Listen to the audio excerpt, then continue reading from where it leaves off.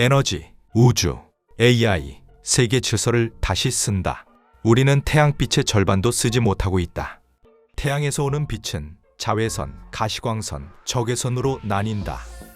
하지만 인간이 볼 수 있는 건 380에서 780 나노미터 가시광선뿐이다. 자연은 다르다. 벌과 나비는 자외선으로 꽃을 찾고 뱀과 모기는 적외선으로 열을 감지한다. 그런데 인류의 태양광 발전은 이 빛의 절반도 제대로 쓰지 못한 채 시작됐다. 그리고 이 한계가 지금 우리가 마주한 에너지 기술의 대전환, 그리고 새로운 패권 경쟁의 출발점이 되고 있다. 하지만 이 이야기는 단순히 태양광 효율의 문제가 아니다. 이건 전기를 누가 만들고 누가 통제하고 그 전기로 AI를 돌릴 것인가에 대한 이야기다. 에너지, 우주, 인공지능, 이 세 가지가 하나로 묶이는 순간 세계 질서는 다시 쓰이기 시작한다. 지금 벌어지는 변화는 산업 뉴스가 아니다. 패권 구조의 재설계다. 1950년대 냉전 한복판, 미국에는 SSP, 스페셜 스타디스 프로젝트라는 싱크탱크가 있었다. 록펠러 재단의 지원, 헨리 키신저가 설계한 조직. 목표는 단 하나였다. 군사, 외교, 경제, 기술을 하나로 묶어 미국의 대전략을 짜던 브레인이었다. 시간이 지나 소련은 사라졌고 SSP도 역사 속으로 들어간다. 그런데 2021년 비슷한 이름의 조직이 다시 등장한다. SCSP라는 조직이다. 이번엔 상대가 다르다. 소련이 아니라 중국이다. 군사 대신 AI, 반도체, 에너지, 우주. SCSP는 말한다. 2025년부터 2030년, 이 5년이 미국의 미래를 가를 결정적 시간이라고. 그리고 그들이 지목한 승부처, 핵융합, 바로 우주 태양광 발전이다. 개념은 단순하다.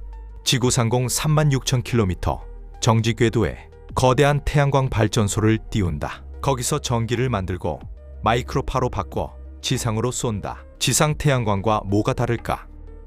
우주에는 구름도 없고 비도 없고 밤도 없다. 이론상 24시간 365일 쉬지 않고 발전할 수 있다. 태양빛도 대기를 거치지 않아서 지상보다 훨씬 강하다. 계산상 지상 태양광보다 10배에서 20배 수준의 전력을 만들 수 있다. 문제는 단 하나였다. 돈. 과거엔 로켓 발사 비용이 1kg당 5만 달러였다. 이론은 맞는데 현실은 불가능했던 이유다. 그런데 이 지점에서 흐름이 완전히 뒤집힌다. 스페이스X. 그리고 재사용 로켓. 재사용 로켓으로 발사 비용을 1kg당 1,400달러 수준까지 떨어뜨린다. 앞으로 600달러 아래까지 내려가면 경제성이 맞는다는 계산도 나온다. 이 말은 우주 태양광이 더 이상 공상과학이 아니라 국가 전략의 후보가 됐다는 뜻이다. 그리고 국가 전략으로 가장 먼저 밀어붙인 쪽이 있다. 미국이 아니다. 중국이다. 중국은 이 프로젝트에 아예 이름을 붙였다. 우주 삼엽댐, 양쯔강의 세계 최대 수력 발전소에서 따온 이름이다. 실험이 아니라 국가 프로젝트라는 선언이다. 2023년 중국은 마이크로파를 이용한 무선 전력 전송 기술 실험에 성공했다고 발표했다. 우주 태양광의 핵심 기술이다. 충칭에는 이미 우주 환경을 가정한 태양광 테스트 시설이 구축돼 있다. 그리고 목표를 공개했다. 지구 정지궤도 36,000km 상공에 폭 1km급 태양광 모듈을 모듈식으로 확장 가능한 구조로 띄우겠다는 계획. 이름 그대로 우주의 또 하나의 삼엽댐을 만들겠다는 구상이다. 하지만 더 중요한 건 그 다음이다. 중국은 전기를 지상으로만 보내려 하지 않는다. 그 전기를 우주에서 바로 쓰겠다는 전략을 동시에 추진 중이다. 이 프로젝트의 이름은 삼체 컴퓨팅 별자리 우주 AI 데이터 센터 네트워크다. 중국은 이미 이 프로젝트를 위해 위성 12기를 발사했고 2차 목표는 2030년까지 1000기, 최종 목표는 2800기 규모의 위성군으로 궤도 기반 AI 데이터 센터를 구축하는 것이다. 일부 위성에서는 이미 AI 컴퓨팅이 작동 중이라는 보고도 있다. 이건 개념도가 아니다. 궤도 위에서 이미 시작된 실험이다. 에너지를 땅 위에서 통제하던 시대에서 궤도에서 통제하는 시대로 이동하려는 시도. 그리고 그 에너지로 AI 연산을 우주에서 직접 수행하려는 전략. 이 변화는 국가 전략에서 끝나지 않는다. 산업의 본질을 바꾼다. 태양광은 더 이상 설치 산업이 아니다. 예전엔 어디에 깔까, 보조금이 얼마냐가 중요했다. 하지만 이제는 다르다. 핵심은 효율, 무게, 소재, 그리고 전력을 누가 통제하느냐다.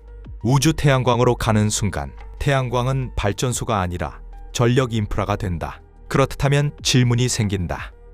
우리는 그 전력을 얼마나 효율적으로 만들 수 있는가?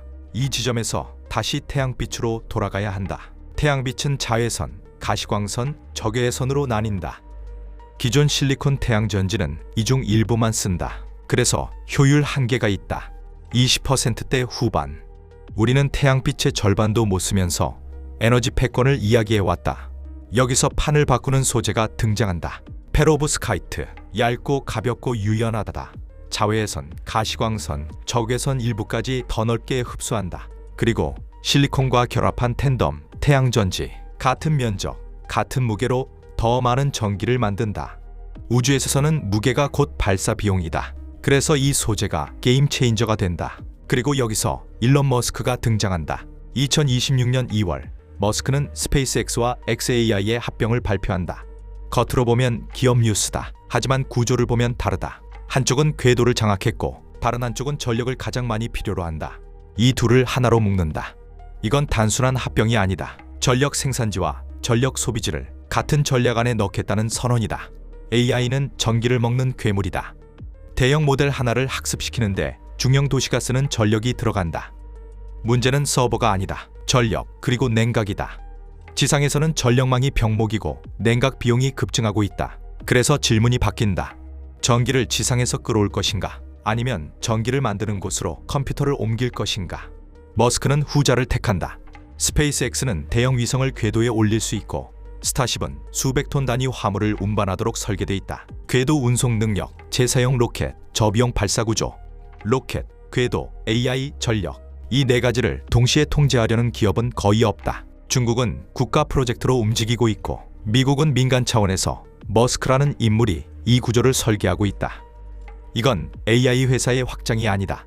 우주 기업의 확장도 아니다.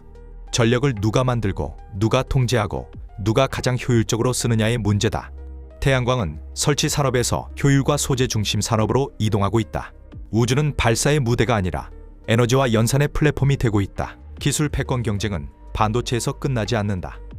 반도체는 계산을 빠르게 만든다. 하지만 전력이 없다면 아무 의미가 없다. 결국 승자는 가장 많은 전기를 가장 싸게, 가장 안정적으로 통제하는 쪽이다. 그리고 지금 그 전력의 무대가 지상에서 우주로 이동하고 있다. 이 싸움은 이미 시작됐다. 문제는 하나다. 우리는 이 변화를 에너지 산업 뉴스로 볼 것인가? 아니면 세계 질서의 재편으로 보고 있는가?